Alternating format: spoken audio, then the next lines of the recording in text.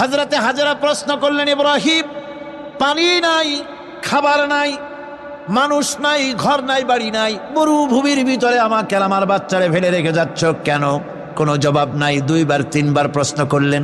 এরপরে তিনি আবার প্রশ্ন করলেন, বললেন, ইব্রাহিম, এটা কি আল্লাহর হুকুম নাকি?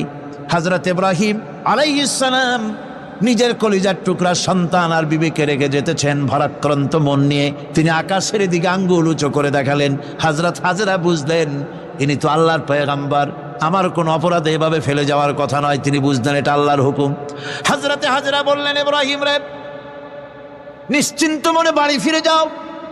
আমার মনে কোনো চিন্তা নাই, কোনো পেরেশানি আর এখন নাই।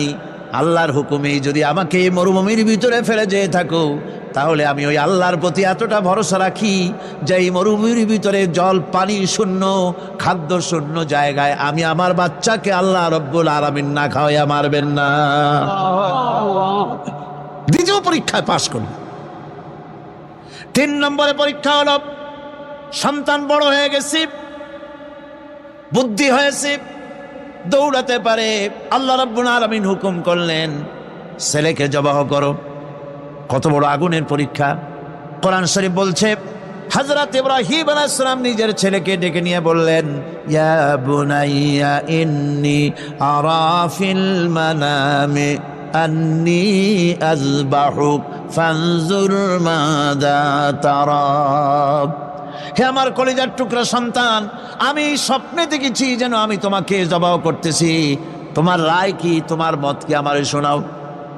ছেলে পয়গম্বর, ছেলে তার জবাবে বললেন, ইয়া আবাতি ফাআল মা তু'মার সাতাজিদুনি ইনশাআল্লাহু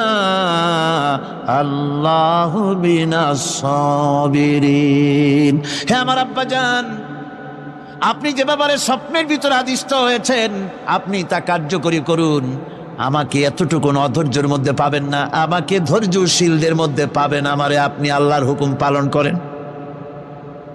আল্লাহ পাক শোনাচ্ছেন, ফালাম্মা আসলামা ওয়া তাল্লাহু লিল জাবিন।